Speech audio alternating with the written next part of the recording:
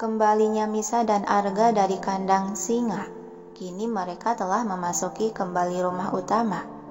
Di sela langkah kaki sudah keberapa kali Misa menghela napas pelan, membayangkan bagaimana bisa singa putih itu bisa dikatakan hewan peliharaan, sedang dia selama hidupnya hanya bisa memelihara kucing dan kelinci. "Kamu," ucap Misa terjeda. Arga melirik gadis di sampingnya itu. "Katakan." Ini soal singa tadi."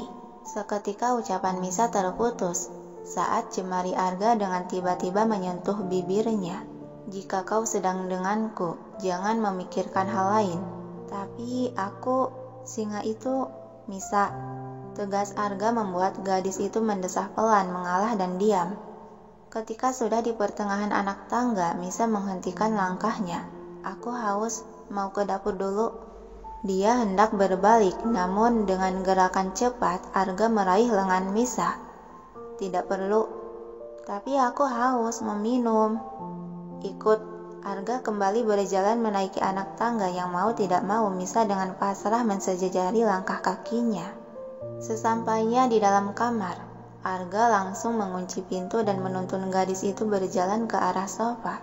"Ah, es kelapa," celetuk Misa saat melihat di atas meja sudah tersedia segelas besar es kelapa lengkap dengan cemilan lain. "Kenapa kau diam saja? Duduklah."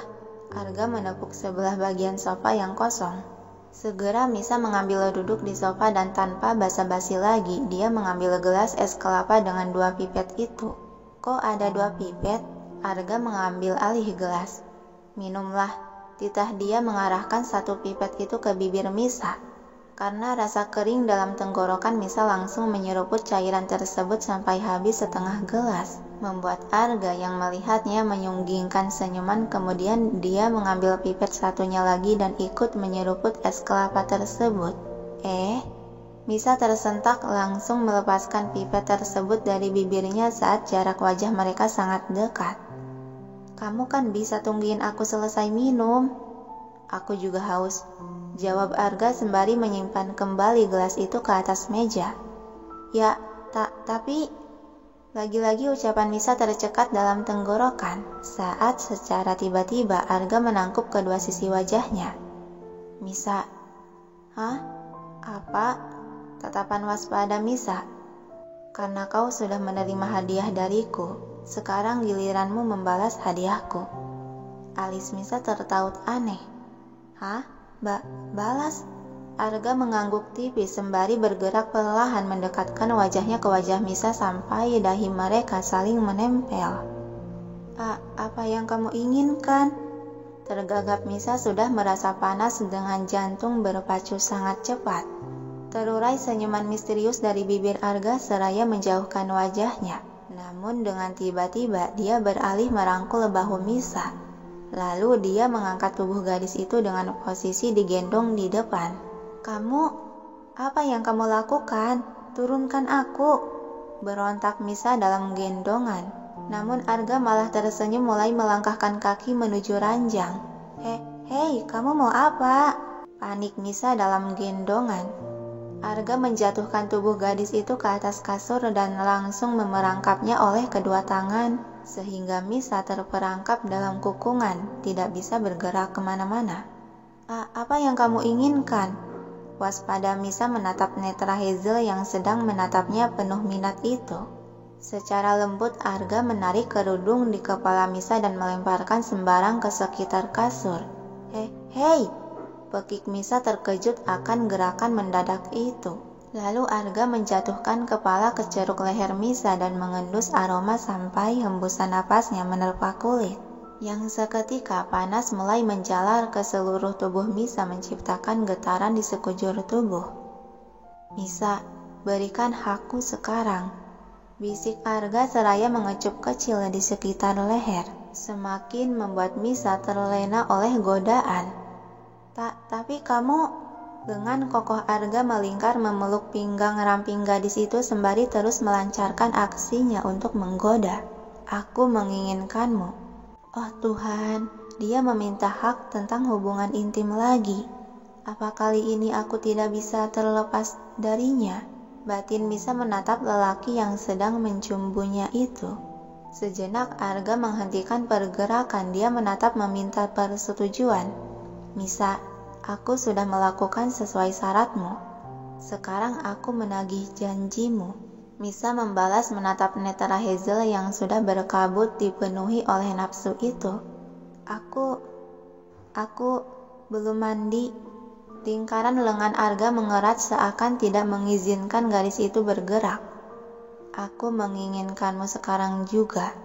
Tapi, Misa, ucap pelan dan serak Arga sembari melabuhkan kecupan kilas di bibir merah gadis itu, menatap redup seakan memohon, membuat Misa tertegun. Ternyata dia bisa berekspresi seperti ini juga. Batinnya lalu menghembuskan napas pelan seraya memalingkan muka yang sudah sangat merah padam. Lalu dia mengangguk kecil sebagai jawaban, baiklah aku menyerahkan diriku padamu.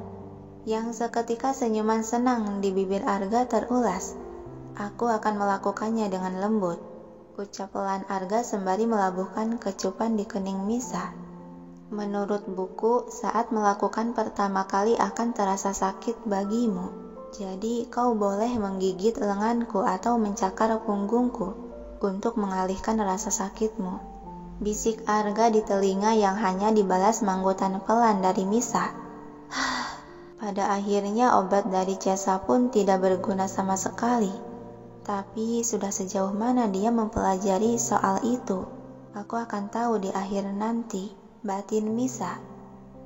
Kemudian Arga kembali melanjutkan aksinya. Mencumbu menyentuh setiap inci dari permukaan kulit untuk pemanasan sebelum dia benar-benar menyatukan diri sepenuhnya dengan Misa.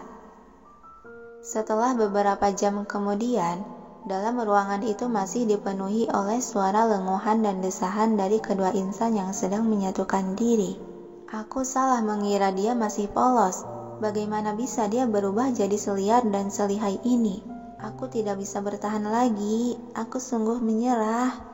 Batin Misa sudah tak sanggup menerima serangan Arga yang tidak mau berhenti menyerangnya. Tubuh Arga terjatuh di samping sang istri.